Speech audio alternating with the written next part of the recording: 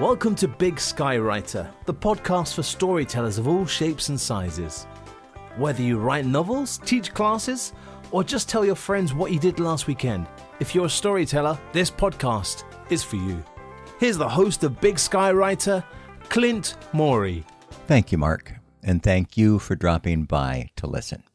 Now, have you ever looked back on your life and realized that, a choice or choices you've made changed everything? Now, I was in an American literature class way back when I was in high school, and one of the poems we studied was The Road Not Taken by Robert Frost. I was fascinated by the message Frost shared in that poem. It was about the choices we make in our lives, and I especially remember the final sentence of that poem. Two roads diverged in a wood, and I took the one less traveled by, and that has made all the difference. Now, through the years, I've learned that life is filled with choices, and those choices can impact our futures. Now, in my own life, I can remember some of those key times when I made choices that would make a difference in my life. Should I go to college or go to work? Which college should I go to? The University of Oregon and get a degree in journalism, or Biola College and get a degree in Christian education? Should I join the military during a time of war, or should I stay a civilian? Should I obey what I felt was an unjust order in a time of war, or should I refuse to obey and risk the consequences? And when I came back to civilian life, I met this beautiful girl who loved the Lord, and I had another decision. Should I marry that girl or keep looking? Now, trust me on that decision. It made a big difference in my life, a very good difference. Now, I could go on and on with the choices I made that had an impact on my life. And I'm sure you could share stories about the choices you have made that made a difference in your life.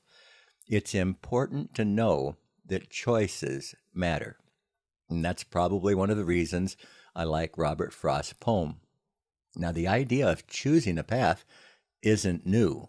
Long before Frost penned his poem, in fact, about 2,000 years before, Jesus spoke about life's most important choice in a profound way. Instead of two roads, as Frost presents in his poem, in the Sermon on the Mount, Jesus shares the image of two gates. And unlike Frost's poem, where both roads looked equally pleasant and he could have gone either way, Jesus said the roads behind each of those gates that he was talking about are very different. Jesus teaches that each one of us must choose which one of those gates we will enter. And he explains the importance of that choice. From Matthew chapter 7, enter by the narrow gate, for the gate is wide and the way is easy that leads to destruction, and those who enter by it are many. For the gate is narrow and the way is hard that leads to life, and those who find it are few. Now, we can focus on many of the decisions that we make in our lives. What career should I pursue? Should I take that job? Should I marry that person? Should I join that group? Should I stand up and confront illegal or immoral actions in my workplace, or should I ignore them? To be sure, those are all important decisions, but the most important decision for each one of us is, will I follow Jesus Christ or reject him? Now, one of Jesus's followers, Thomas, asked Jesus just how he could know the way to live rightly before God. And Jesus' answer made it very simple.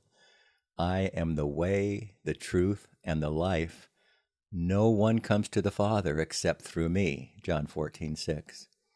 Jesus is not one of many ways to reach God. He is the only way. And I pray that each one of you has chosen to go through that narrow gate that leads to eternal life. And if you haven't made that choice, please, I encourage you, make it today. Choices are important, and that is the most important choice. Before I go, I'd like to share a blessing with you from the Old Testament. May the Lord bless and protect you. May the Lord's face radiate with joy because of you. May he be gracious to you, show you his favor, and give you his peace. Numbers 6:24-26. Until the next time, be the reason someone smiles today.